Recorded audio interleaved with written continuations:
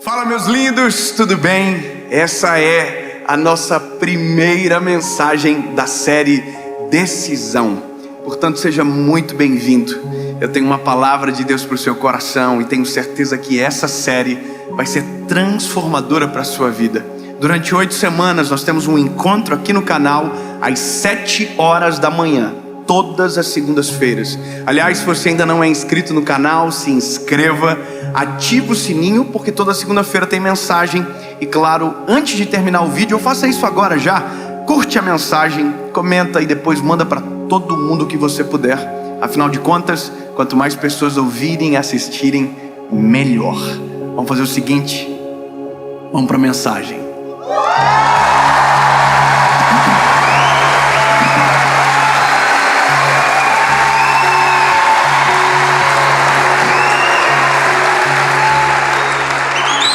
Parece que foi ensaiado aqui. Jó, capítulo de número 4, versículo de número 3. Esse texto vai nortear a nossa caminhada sobre um sentimento, uma palavra que sufoca muita gente, que já me sufocou durante um tempo, e que se a gente não cuidar, vira recorrente na nossa história. Nos aprisiona, cega os nossos olhos, que é a palavra desânimo, que é muito mais do que uma palavra, é uma sensação que nos rouba a fé, a esperança e tira o brilho dos nossos olhos. O texto é de Jó 4, é o capítulo, versículo é o 3, diz o seguinte: eis que instruístes a muitos e fortalecestes as mãos fracas. Tuas palavras seguraram o que estava caindo, e tu fortalecestes os joelhos debilitados. Mas agora isso vem sobre ti e te enfraqueces. Ela toca em ti e te perturbas. Não é este o teu temor, a tua confiança, a tua esperança, ou a retidão dos teus caminhos? Sabe, quem está ouvindo isso é Jó. Jó está ouvindo isso de um amigo dele. O amigo se chama Elifaz, ou Elifaz, ou Elifaz, não sei. Só sei que é esse amigo que está olhando para Jó, depois de todo o cenário de calamidade da vida dele, dizendo: peraí, você, pelo que eu me lembro, tinha palavra para todo mundo. Quando alguém estava caído, você tinha palavra para que aquelas pessoas se levantassem. Quando aquelas pessoas estavam tristes, você trazia o ânimo. E agora que você está caído, as tuas palavras não servem para você? Eu não sei como vocês entendem isso, mas já parou para observar que tem coisas que a gente só acredita com os outros? Tem coisas que a gente só acredita para alguém, mas não sobre nós. Que existem palavras que a gente é profissional em dizer sobre a vida dos outros, mas que quando chega na nossa vez de crer, na nossa vez de viver, a gente não consegue acreditar de verdade. Ou seja, me parece que às vezes a nossa fé só é funcional quando é o outro que está por problemas, mas quando é na nossa vez, tudo o que nós cremos, a gente esquece. E é sobre isso. É sobre um sentimento que rouba a fé, que rouba toda a nossa pregação. E isso é muito perigoso, porque pregamos lindamente, mas quando é na nossa vez, nenhuma palavra pregada serve para nós. E é isso que eu me deparo nessa história, e que de verdade, de maneira humilde, reconheço que já me deparei na minha vida também. No dia que nenhuma das palavras que eu havia pregado serviriam para mim. De tudo aquilo que eu cria para aquele momento, parece que não era para mim, mesmo sendo completamente direcionado para o meu coração. Jó teve perdas irreparáveis. Se você olhar a história de Jó, você agradece a Deus pela sua vida. Você pode estar na pior situação da vida, do mundo, mas se você ler a história de Jó, você vai dizer: meu Deus do céu. Jó perdeu os filhos, perdeu todos os bens, todos os seus servos. Jó perdeu tudo. Quando Jó tem todas essas perdas, Jó só não fez uma coisa: Jó não blasfemou contra Deus, mas Jó blasfemou contra a vida dele.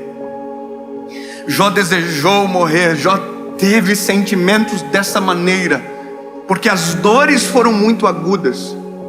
A dor foi extremamente aguda. Agora, o interessante é que no meio de todo esse cenário de dor, existe um homem justo, existe um homem bom.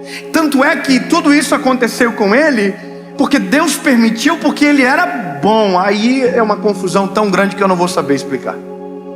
Porque na nossa cabeça, se nós somos bons, tudo de bom tem que acontecer com a gente.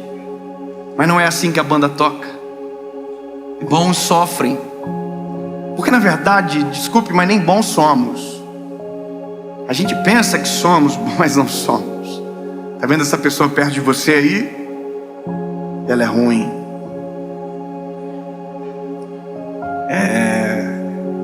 Parece boazinha, mas não é. A nossa natureza, ela é ruim. Sem Jesus, meu Deus do céu, Jesus é o que vem, aplaca essa nossa maldade que carregamos, equilibram as coisas. É só Jesus que pode fazer. Aliás, é só Jesus que tem interesse por nós. É só Jesus. Então, quando eu olho para um cenário como o de Jó, eu olho para a história, para o desânimo, para a batalha, para a luta. De verdade, eu confesso que se fosse a gente não ia saber muito o que dizer. Confessa, como que eu chego para uma pessoa que perdeu tudo e digo: olha, eu até nem sei o que eu vim fazer aqui.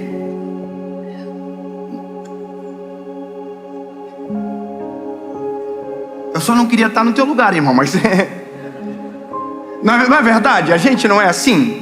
Agora, por quê? Porque aqui a gente está falando de algo muito grave. Mas quando a gente olha a história completa, eu sei a história completa. A história completa é: Deus restituiu tudo o que Jó perdeu. Jó viu os filhos até a 4ª geração, e aí descansou no Senhor. Jó teve tudo restituído: os bens, os servos, as propriedades, os filhos, tudo em dobro. Deus deu, Deus retribuiu. Agora, a gente consegue olhar assim porque a gente conhece a história toda. Agora, Jó não sabia disso que ia acontecer. Você entende? Jó não viu o todo, Jó via parte da história. E a parte da história que ele estava era aquela parte onde ele perdeu tudo, e ele não consegue ver para onde vai, o que vai acontecer. E esse é o cenário às vezes da nossa história. Enquanto estava tudo bem na nossa casa, enquanto estava dando tudo certo, a gente tinha palavras para todo mundo: olha, Deus é bom, Deus é fiel, Deus é justo, Deus está no controle de todas as coisas, descansa no Senhor, Deus está cuidando, sabe, relaxa. A gente fala para todo mundo: olha, acalma o coração, ora, se você orar, Deus responde. Só que em um determinado momento da história, o jogo vira. E eu chamo isso de dia mau, de vale. E a primeira coisa que a gente precisa ter a ciência e a noção é que sim, a vida é feita de montanhas e de vales. E que um dia estamos na montanha e talvez no outro dia estejamos em algum vale. Mas o vale não é um lugar para morar, o vale é um lugar para passar. Deserto não é um lugar para morar, deserto é um lugar para passar.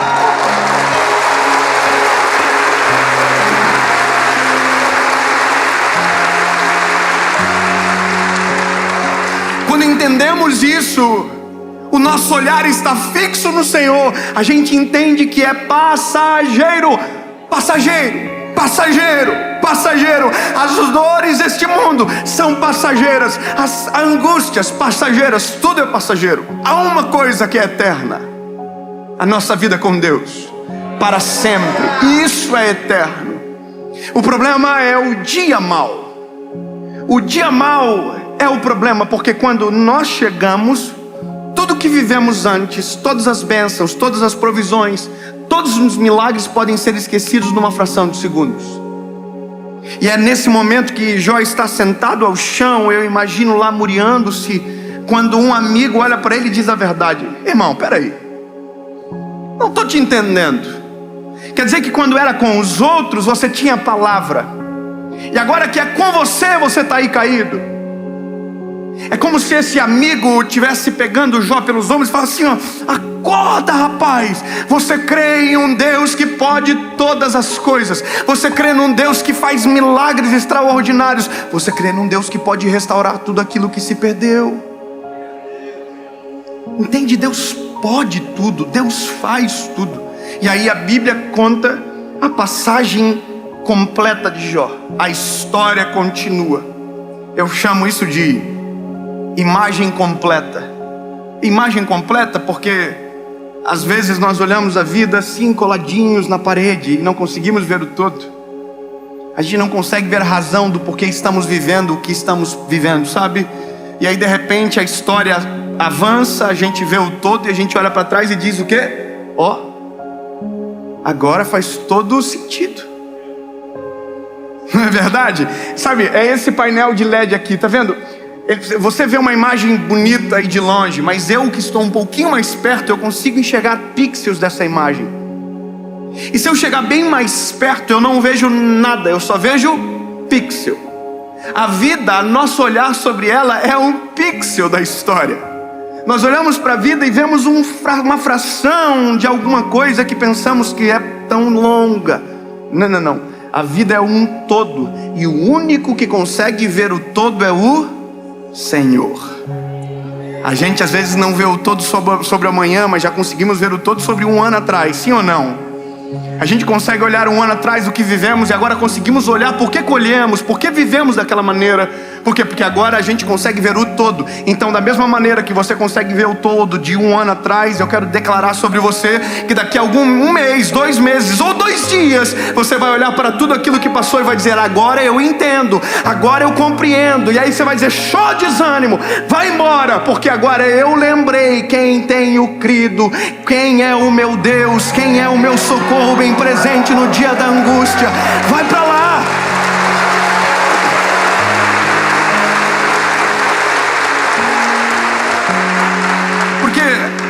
O sentimento de Jó, de verdade, não é a ausência de Deus que causa. Esse sentimento em Jó não é a ausência de Deus, não, é o acréscimo de um sentimento: desânimo. E o desânimo me faz imaginar que Deus está ausente. Entendeu? Deus nunca está ausente, mas o desânimo me faz crer que Ele está ausente. O medo me faz crer que Ele não está na história. Medo e desânimo se confundem em algum momento. Diferença é que o medo me faz correr muitas das vezes, e o desânimo sempre irá me paralisar em alguma parte da história. Eu chego aqui a nossa realidade, para nós. Quando o dia mal bate na nossa porta. Quando a história difícil acontece com a gente. Deixa eu te fazer uma pergunta. Quantos aqui hoje, de maneira sincera, estão passando por um processo de luta, de provação? Levante a mão. Eu queria muito que você levantasse a mão de novo e todo mundo olhasse à volta. Olha quantas pessoas. Essas pessoas que estão com as mãos levantadas não estão dizendo que estão vivendo os melhores dias da vida delas. Elas estão dizendo que estão passando por um processo de provar. Então a primeira coisa que você tem que saber: não é só contigo, lindo. Não é só com você. Não é só na sua casa que tem prova. Não é só na sua casa que tem luta, não. Todos nós aqui, na sua grande maioria nessa noite, estamos passando por alguma batalha. E sabe o que é a loucura? Que uma batalha termina, outra começa. Nós sempre estamos em uma nova batalha. Eu sei que, não, eu não quero mais. Não, lindo, são as batalhas que geram pessoas poderosas, extraordinárias. São os processos doloridos que transformam as histórias.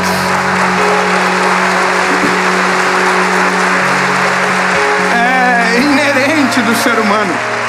Eu queria muito chegar aqui e dizer: olha, depois que você aceitar a Jesus, você não vai ter mais nenhum problema.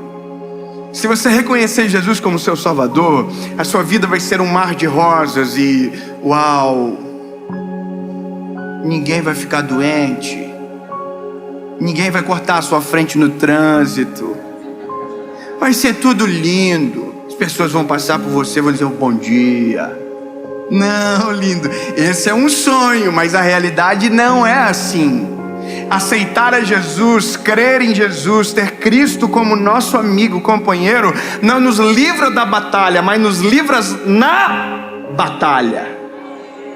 Não entendeu? Eu vou melhorar. Não nos livra da, nos livra na.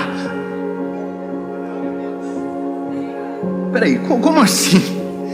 Porque se ele livra da, eu nunca saberei do que estava perdendo para poder agradecer. A confusão é mais ou menos assim, eu não sei o que pode. Não. Agora quando eu me livro na, eu saio da batalha muito mais forte para enfrentar qualquer outra tempestade, porque eu vou poder dizer assim: olha, eu tenho um Deus presente na batalha. Ouve a minha oração.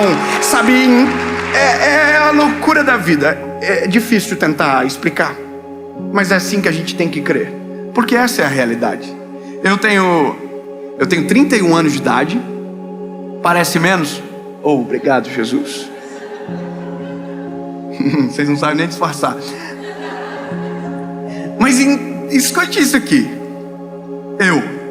Eu aceitei Jesus com 19 anos de idade. Eu tinha 19 anos quando eu me choquei com o Criador. E sabe qual é a loucura? Foi um dos piores dias da minha vida. Foi muito dramático. Eu já contei essa história muitas vezes. Foi o pior dia. Mas ao mesmo tempo que foi o pior dia, também foi o melhor dia. Porque foi quando eu me conectei com o Criador e a minha vida mudou dali para sempre. E aí eu aceitei Jesus e a minha vida mudou. A pergunta ou a constatação, é que naquele momento criou-se talvez uma expectativa que não haveria mais sofrimento na nossa casa. Aparentemente é isso que muitas de nós pensamos. Agora acabou e não acabou. Não acabou porque as batalhas, elas permanecem, elas continuam. Os problemas vêm. Só que agora a perspectiva de resolução de qualquer problema é totalmente diferente.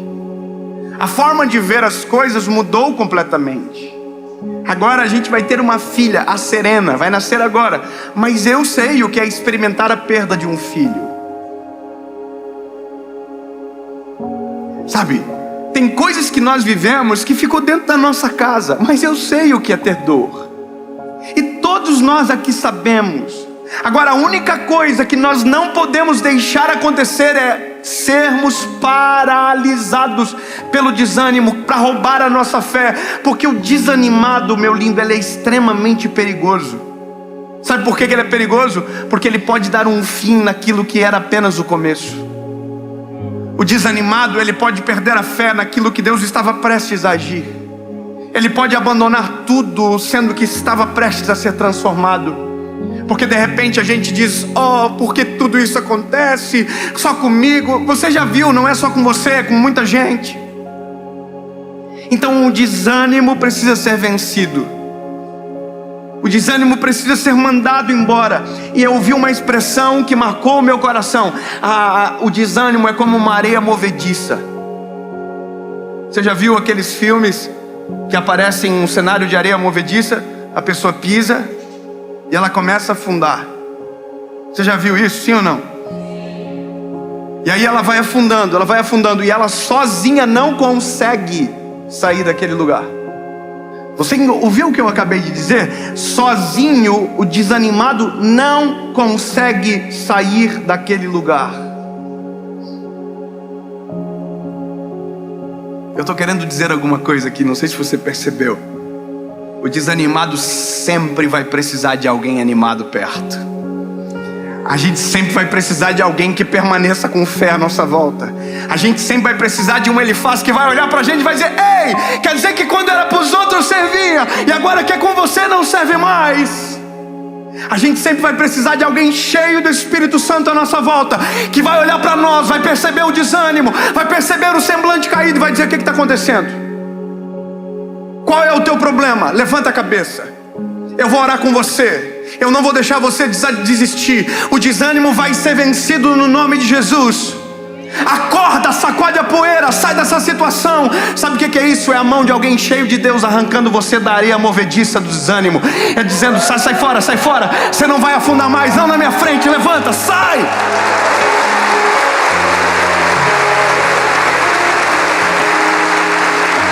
E eu aumento o termo. É por isso que a igreja é importante. Porque a igreja é um ambiente onde pessoas estão olhando para as pessoas. E se tiver alguém na areia movediça, aqui dentro não vai afundar. É por isso que precisamos de andar com pessoas cheias de Deus à nossa volta.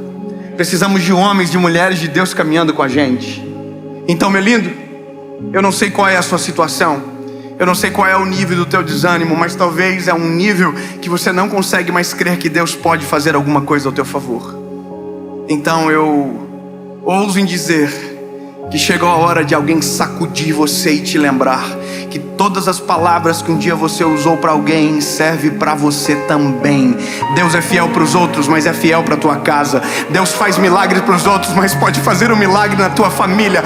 Todas as palavras que você declarou sobre a vida dos outros também servem sobre você. Todos os conselhos que você deu a alguém também é para sua casa, para sua família, para sua história. Então sacode a poeira, sai desse negócio de tentar. Não reclama, chega, deu. E vai viver aquilo que Deus tem para você. Vai viver a restauração que Deus tem. Vai viver o milagre que Deus tem. Jó tinha tudo para desistir. Mas uma das coisas que Jó diz me impacta. Ele viu toda a dor, tudo. Mas no meio da dor, ele viu Deus agir. No meio da dor, ele viu Deus colocar as mãos. E aí a história termina quando Jó declara: antes eu só te conhecia, te ouvi falar. Agora, porém, os meus olhos te veem. Sabe, tudo que era teoria agora é prática. Agora os meus olhos te veem. Eu quero declarar sobre você que no final dessa provação, quando você sacudir a poeira, que você acordar desse desânimo, você vai poder dizer exatamente o que Jó falou: antes eu só conhecia de Deus a partir de ouvir falar, mas agora os meus olhos podem ver.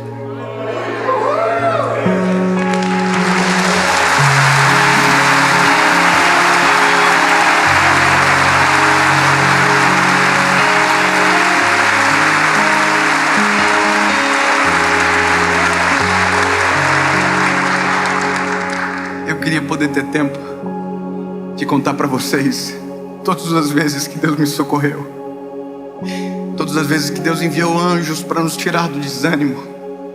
São tantas as histórias, mas a prova que elas aconteceram e deram certo é porque eu estou aqui continuando. Estou aqui pregando a palavra. Só que eu não posso esquecer que tudo que eu estou falando para vocês tem que servir para mim também. Jesus tira-nos do desânimo, nos deixa fraquejar a nossa fé, encoraja-nos a viver a tua vontade. Senhor, a gente não consegue ver tudo, a gente vê um fragmento da história e às vezes desesperamos, mas não é assim que queremos viver, Jesus.